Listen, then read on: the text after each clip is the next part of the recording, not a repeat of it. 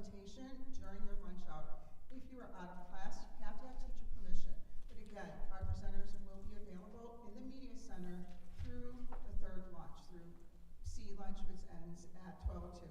Thank you all very much. Thank you to the teachers who are helping as well, and to everyone out there in video land. Again, I'm Helena Solano, the counselor for B&T, and we have 3 sets of questions. And the first question is, please introduce yourself and where you work. What do you do on the job? And can you tell us about the artifacts you brought? One of the exciting things about being outdoors is you get to see and touch a lot of stuff. So, and we're just going to pass it down, okay? Thank you so much.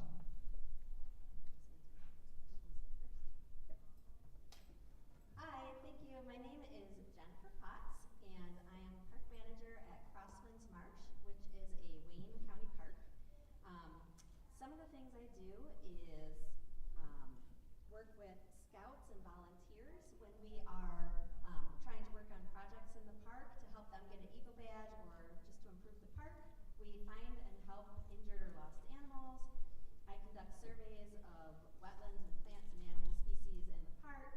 We partner with outside organizations for some of our bigger events. As park manager, I also do things like establish and manage purchase orders so that we can buy supplies for our programs.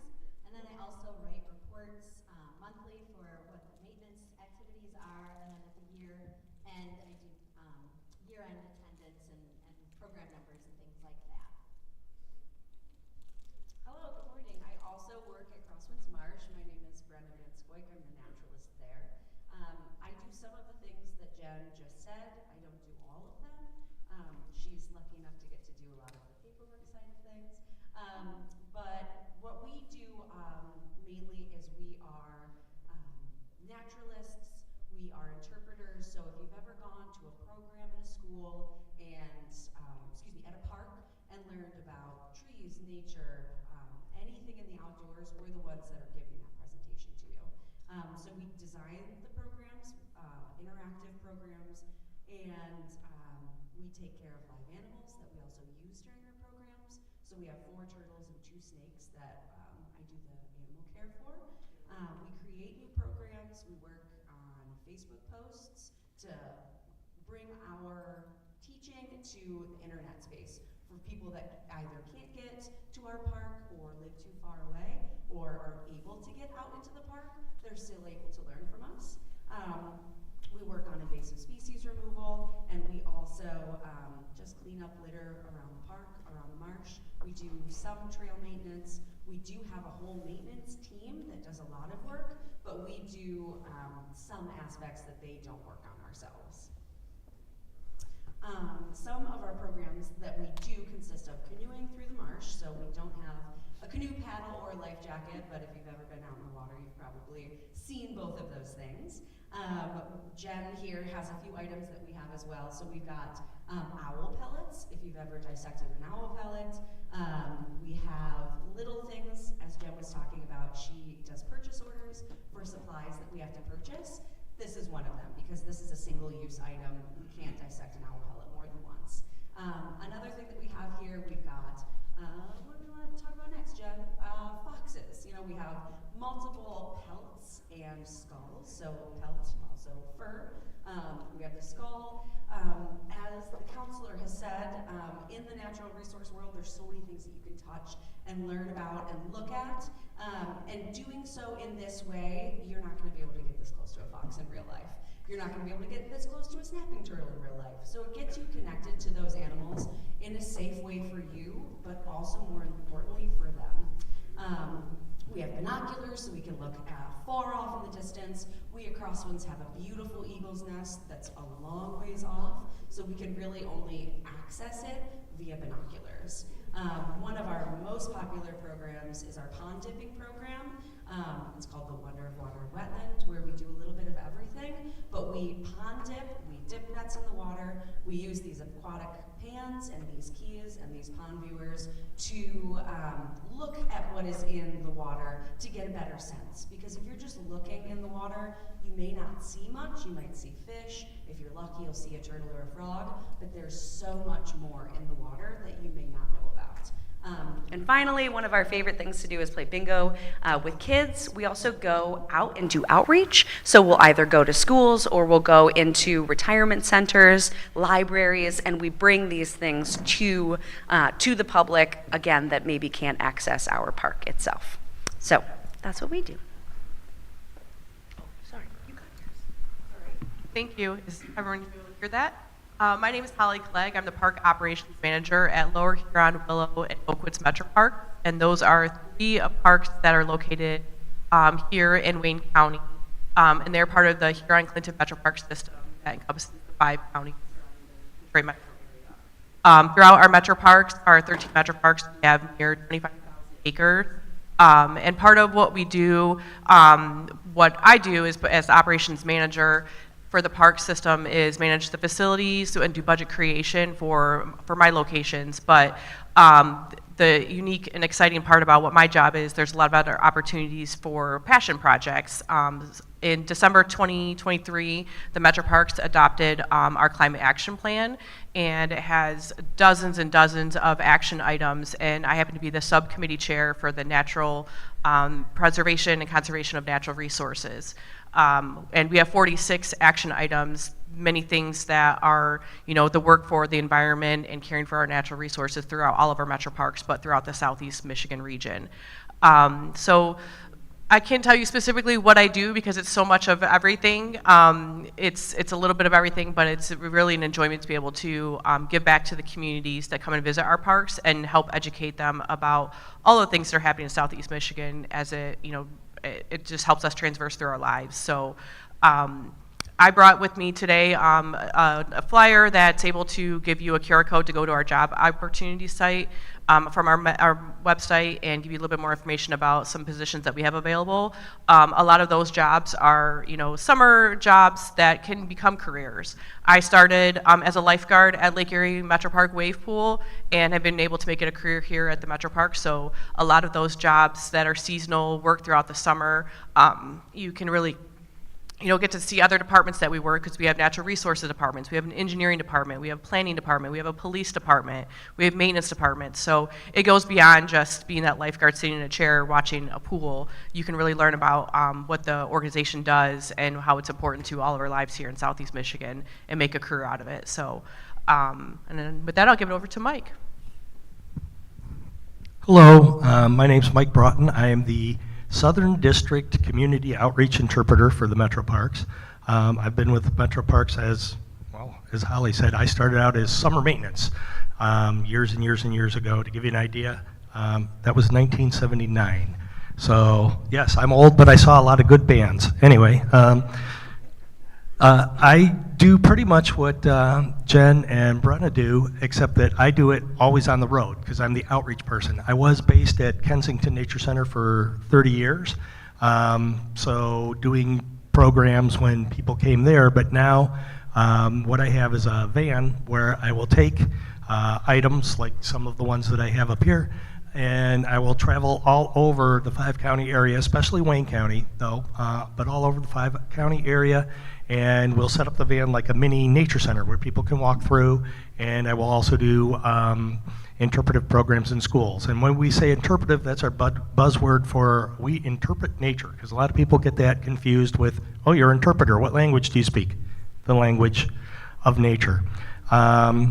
So I do all sorts of different things on my job. That's one of the things I like about it, is I could be doing trail maintenance one day or animal care. Today I'm here talking to you folks. Tomorrow I will be doing a Michigan history program on logging at an elementary school. Thursday I'll be with my portable inflatable planetarium doing a astronomy program at a school. And on Friday I'll be doing a program on mammals, which is why I brought a lot of the stuff that I have here. So we have some taxidermy. Here's a taxidermied rabbit. I have some furs here, and I have a cooler skull. I've got a bear skull, so if you want to come and see that, during lunch, and yes, it's real, bear fur. And a lot of times we're using things like, here's a coyote, and a lot of times what we're doing is trying to teach people that what they think they're seeing might not be what they're seeing, because I've shown this to lots of people, and they say, oh yeah, I've seen wolves in my backyard too. No, that's a coyote around here. Here's a wolf, a lot bigger, okay? So, you know, I will say this, if you don't like dead things, this is probably not the job for you. Okay, I did bring with me, we have out back or outside, we have maps for our park system. So if you're interested in seeing what we have at each of the 13 metro parks, I also printed out, there is a really cool website called My Next Move, and you can put in you know, a career that you're interested in. So I have one here for park naturalists, and it tells you like the salary range, what skills you need to do, high school, college, you know, what type of thing. Like another thing about this job, if you don't like talking to people, it's probably not, you know, the job for you. That being said, I will say I am what I call a professional extrovert. If you give me a personality test, I'm as introverted as is humanly possible. But I talk to people for a living, so it's weird. So I have one for park naturalists, forest conservation technicians, fish and game wardens, and what's the other one? Wildlife biologists and zoologists. So if you're interested in what those different careers are, you know, pick up one of those. I'm Bryce Schrader. My main job is a lawn care. I run a lawn care and landscaping business. I have ran it since I was 9. I also like to help out around farms. I've baled hay over the summer. I've helped out with cattle. I've done just about every job underneath the sun, and I enjoy working on vehicles. I enjoy. I'm a big hunter. I shot this deer in the early fall of 2022 during youth hunt. Youth hunt is it gives you a weekend before the actual deer season starts to give youth hunters under the age of 18 a chance to get out and hunt before all the real hunters get out. And main thing I do with lawn care and landscaping is mostly cut grass, and I've always enjoyed it. I've always enjoyed being out in the outdoors. I've never got into Legos, never got into video games or anything, and always enjoyed being outside. I enjoy talking to people. That's a big thing about lawn care, is you get to meet a lot of real cool people. I enjoy teaching people and younger kids about things like this and the importance of hunting and the DNR and your part in keeping, you know, these Crosswinds Marsh places open and these metro parks. They're all beautiful places. There's giant deer in there. There's just about every animal and critter you could think of, but that's about it. Good morning, everybody. My name is Larry Zink. I'm the Industry Relations Outreach Coordinator for the Department of Ag, Food, Resource Economics. Don't let me scare you all away here, with Michigan State University. My job, what I do is basically I assist students that come through our program in the ag and food industry get placed. So what I do is I work with all the organizations and businesses that hire our students.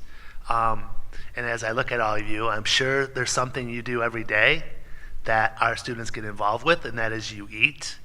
Our students go to work for large food companies, small food companies. Basically, it's the business of food. And if you think about how food really happens, again, he talked about a cattle ranch, right? There's a cattle rancher that's growing beef, but it has to go through the system in order to get to you, whether it's at a restaurant chain or a grocery store chain. And our students that go through our program basically are the individuals that work on the business side of that. I have some flyers that I brought that talk about our 3 majors, but 2 of them are the big ones, ag, business, and food industry. And it gives you ideas of what type of careers there are, what kind of opportunities and salary ranges. I want to encourage you to think about when you eat, how that happens. There's business behind all of it. I've got a few things that I'll touch on a little bit later, again, with regards to the artifacts that I brought and why I think it's important. Good morning, everyone. My name is Jeff Keeson. I'm the Director for Recruitment in the College of Agriculture and Natural Resources, and my job is really to help students and families explore all of our academic programs and how that can connect with your career. So you're here because you might be interested in something either in agriculture or natural resources, and our majors are the applied sciences that study that. Whether you are eating something, going somewhere, or even sitting in a room like this, our college studies that.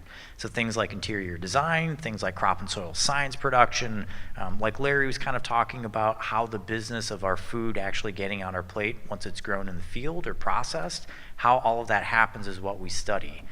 And the big object that I brought with is kind of like our academic program book. So if you are interested, we have over 23 majors just in our college, and it kind of helps you understand all the ways that you interact with agriculture. A great way to kind of think about this, and not many of us think about, how many people either took a bus or took a car to get to school today? Quick show of hands. All right, whether you realize it or not, you actually interacted with an animal byproduct in that process. Any guess on what that might have been? See a hand?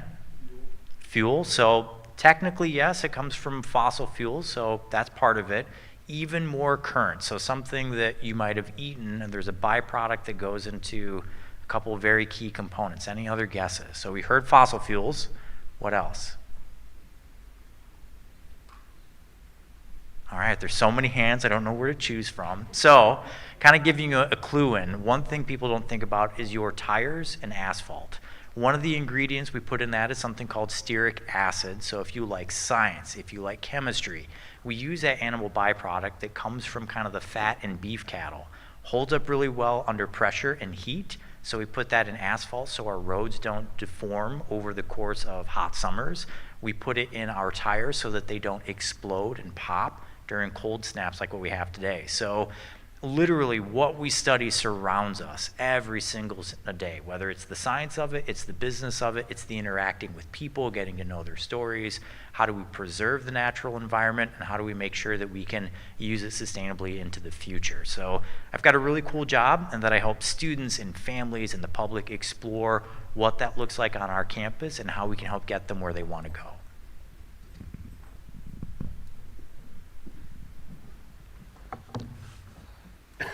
So the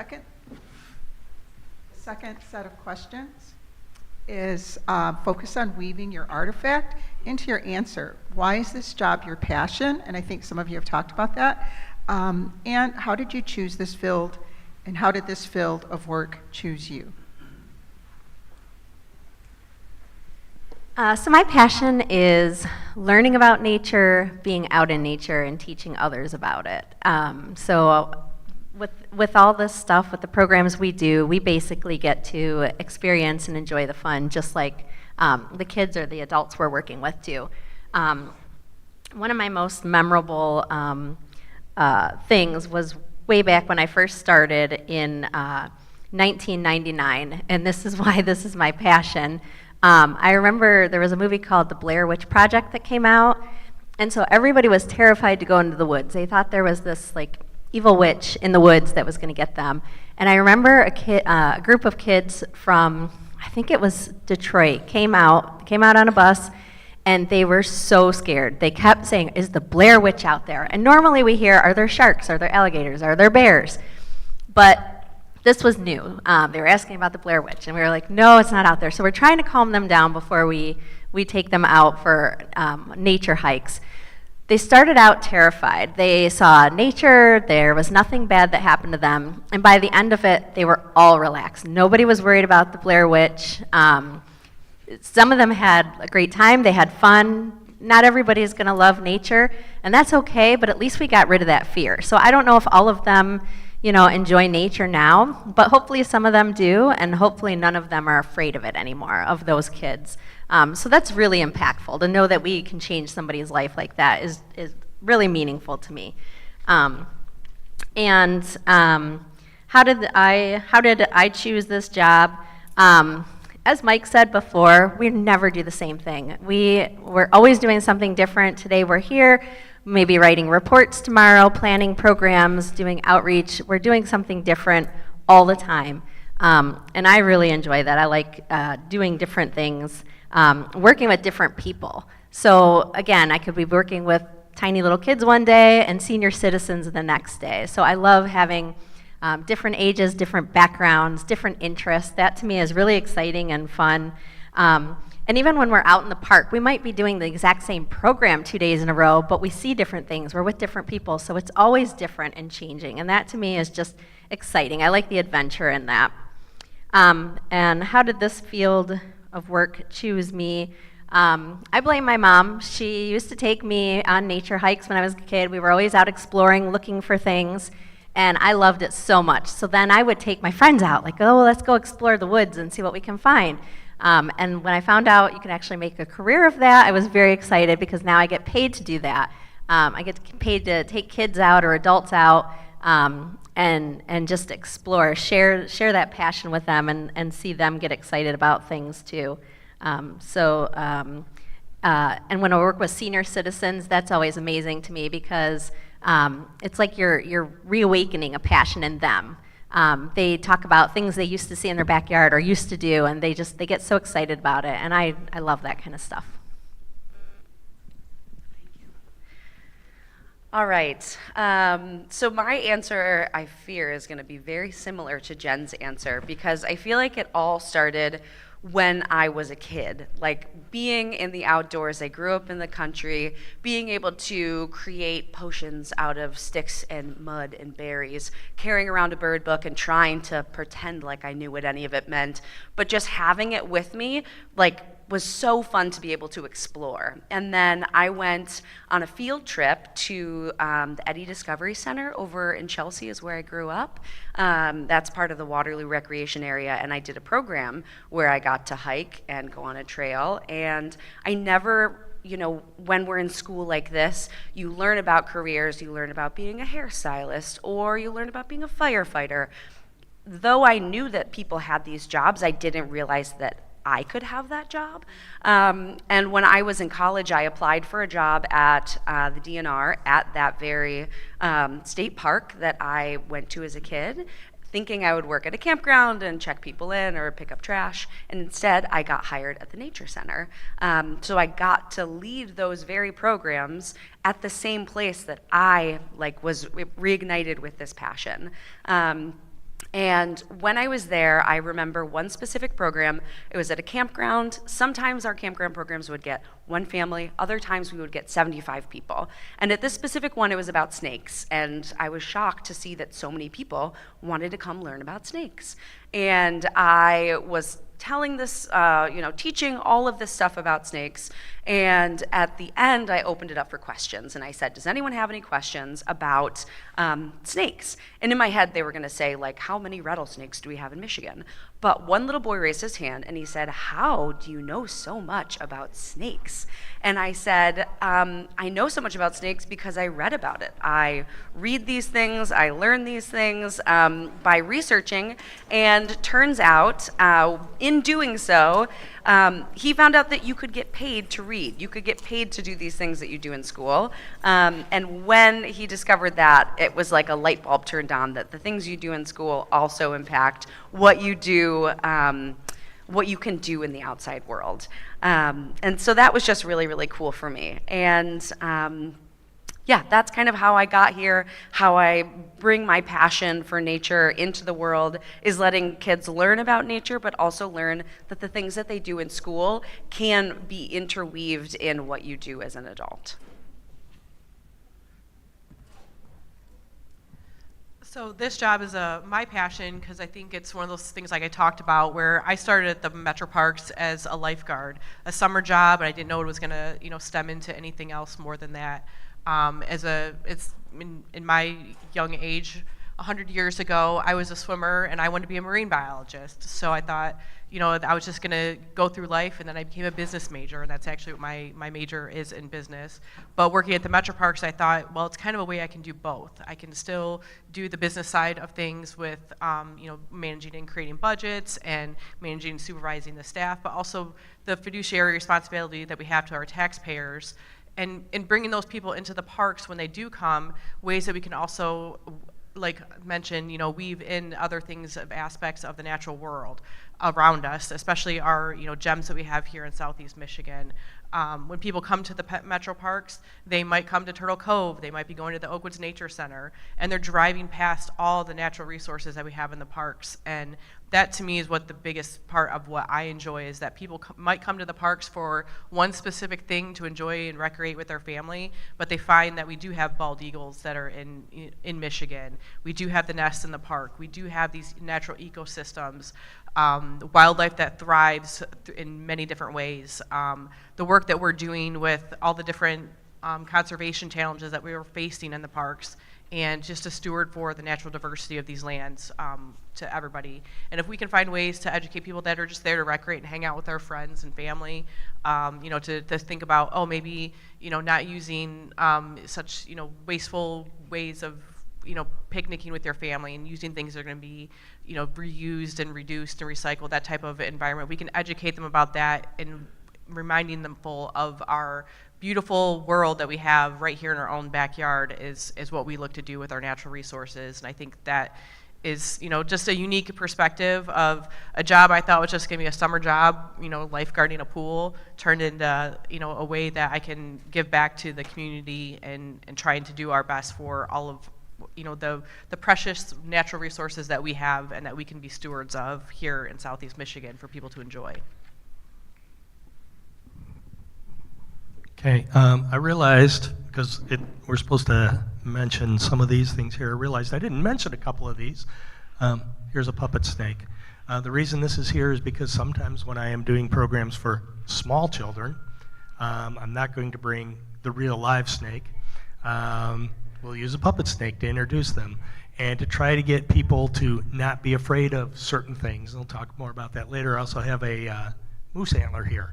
So one of the things and it's going to kind of go back to what Jen and Brenna said, is I get to be interested in everything, which I really, really like, because I can do,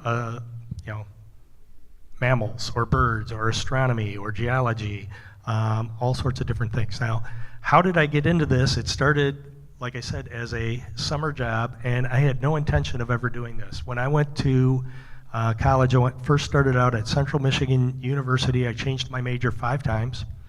I was going to be a broadcast engineer, then a photojournalist. I was going to major in Russian, anthropology, and psychology. And then I threw all that out because I really wanted to do outdoor stuff, because I grew up being outside all the time, always going camping, always going fishing.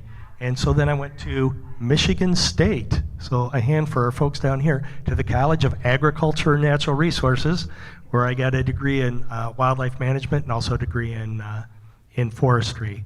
While I was doing that, I was working part-time in the parks, and they needed somebody at the Nature Center. I ended up at the Kensington Nature Center, and I found out that I really did like teaching people about all of the, being outdoors, nature, animals, and especially how not to be afraid of some things. Because it wasn't Blair Witch, but there was always, scary snakes or spiders or something like that, and we don't need to be afraid of those things, and that they actually do a lot of good things for us.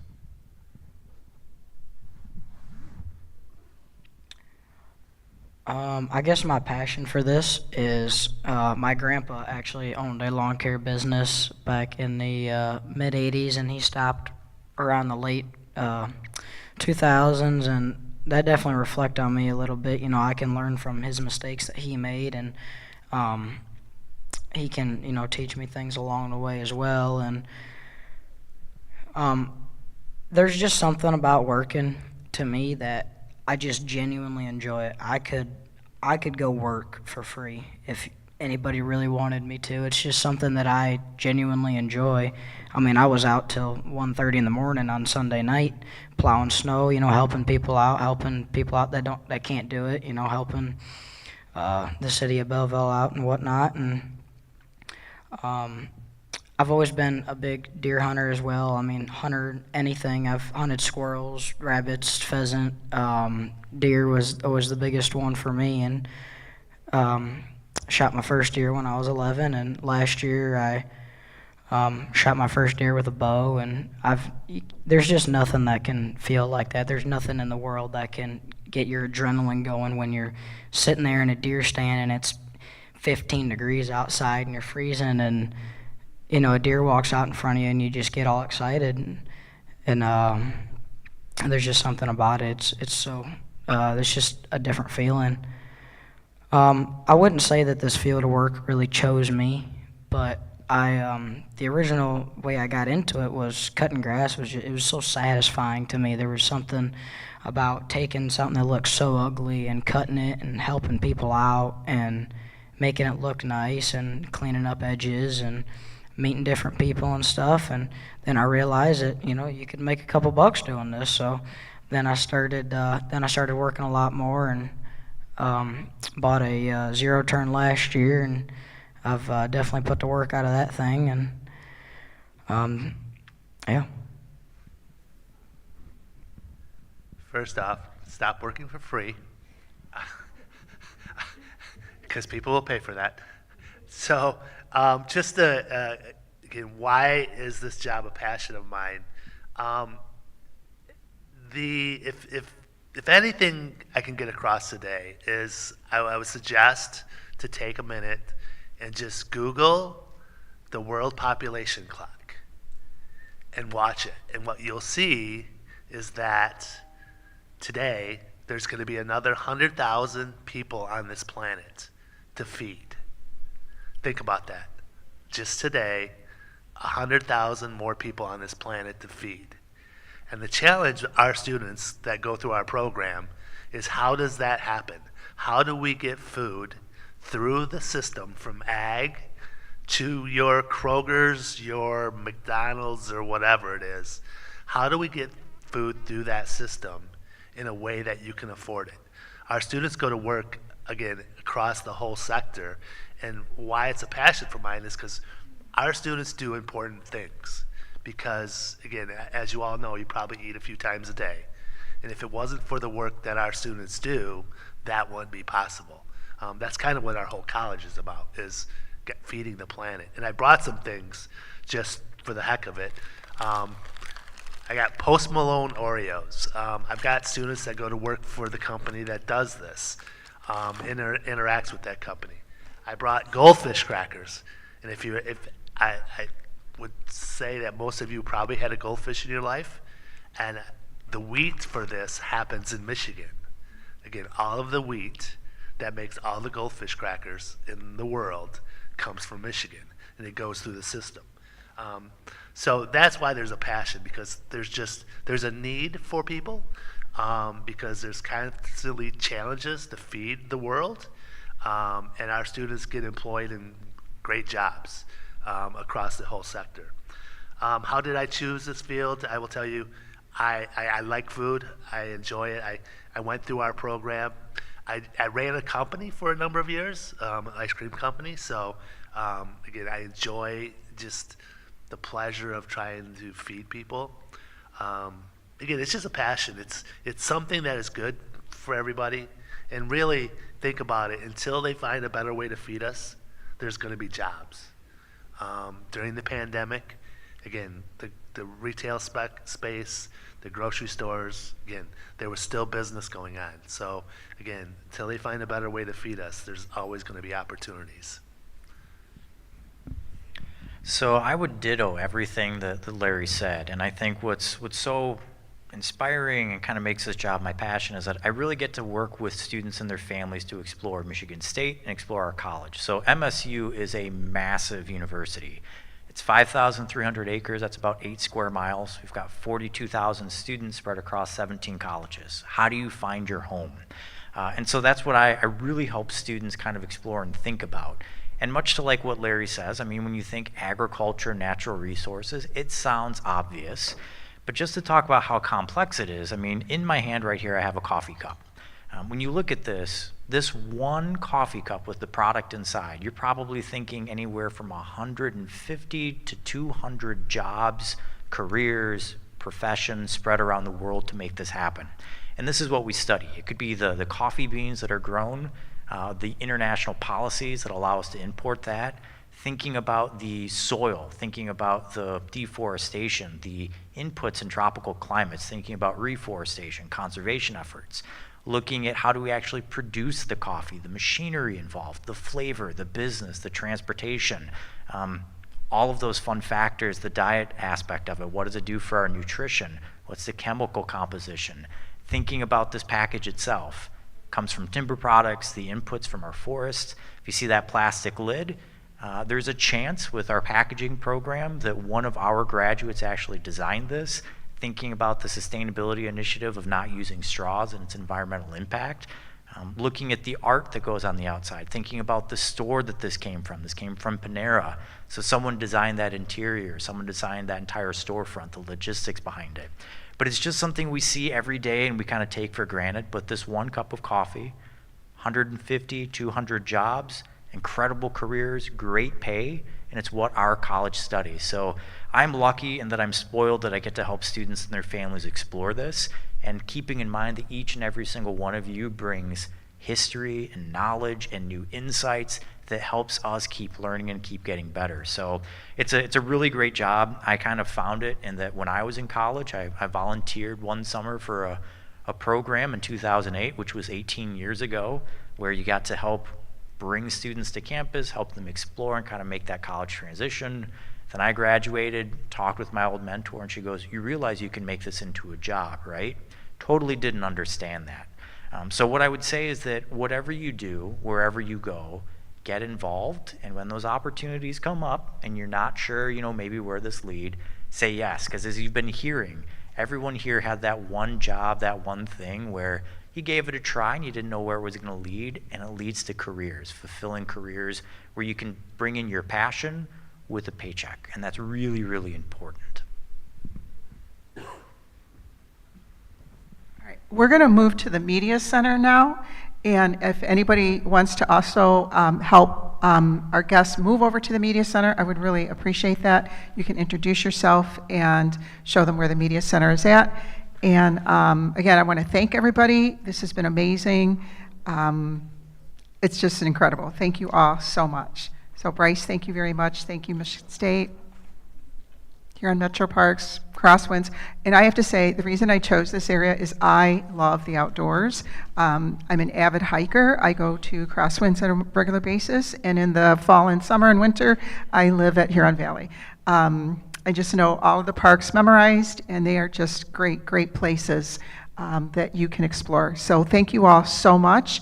Thank you to the teachers and students, and again to Ms. Halliday. Thank you.